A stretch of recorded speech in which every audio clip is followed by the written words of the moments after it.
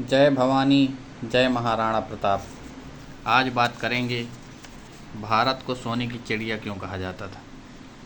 प्राचीन काल में भारत को सोने की चिड़िया कहा जाता था।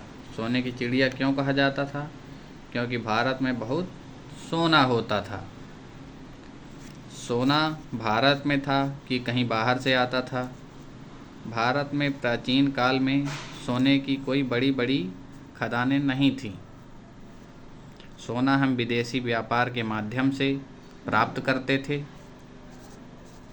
और सबसे ज़्यादा विदेशी व्यापार किस काल में प्रारंभ हुआ? मौर्योत्तर काल में। क्यों प्रारंभ हुआ? क्योंकि मौर्योत्तर काल में कुषाण वंश का राजा कनिष्क हुआ और कनिष्क ने उत्तर भारत से मध्य एशिया के भूभाग तक अपना अधिकार स्थापित कर लिया था। अब प्राचीन काल में दो प्रसिद्ध मार्ग हुआ करते थे।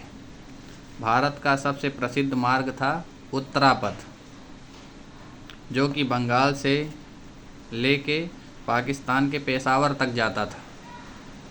और दूसरा विदेशी व्यापार के लिए था रेशम मार्ग, वो रोम से चीन जाता था।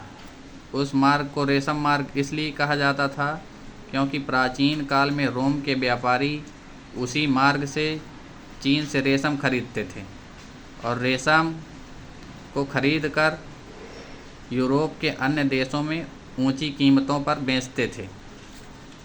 कनिष्क के शासनकाल में जो उत्तरापथ था, बंगाल के सोनार गांव से जो पेशावर तक जाता था, कनिष्क ने उसका विस्तार करके उसे पेशावर से आगे बढ़ा करके रेशम मार्ग से जोड़ दिया।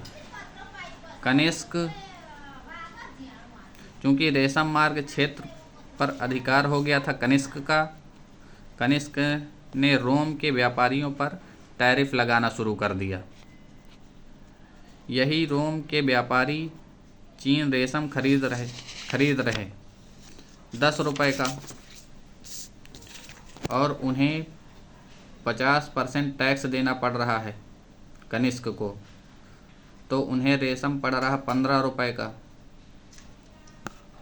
फिर वो यूरोप के अन्य देशों में रेशम बेचेंगे 16 या 17 रुपये में, और भारत के व्यापारियों को टैरिफ नहीं देना पड़ता था, तो भारत के व्यापारी उत्तरापथ के माध्यम से रेशम मार्ग जाते थे, रेशम मार्ग से चीन जाते थे और चीन से 10 रुपये में रेशम खरीदते थे। वही रेशम 10 रुपये का रोम के व्यापारियों को 12 रुपये में बेचते थे। तो व्यापारी चीन से रेशम न खरीद के भारत से रेशम खरीदने लगे। भारत के व्यापारी इस व्यापार से खूब लाभ प्राप्त करने लगे। प्रथम शताब्दी ईस्वी में रोम का एक विदेशी यात्री प्लिनी भारत आया, जिसने एक पुस्तक लिखी है नेचुरल हिस्टोरिका। उसमें ये दुख व्यक्त करता है, रोम से सोना भारत आता तो है लेकिन भारत से सोना रोम जाता नहीं। तो मौर्योत्तर काल में इतना सोना भारत आया कि भारत को सोने की चिड़िया कहा जाने लगा। ये इतनी जानकारी आपके साथ साझा कर रहा हूँ। जय भवानी, जय महाराणा प्रताप।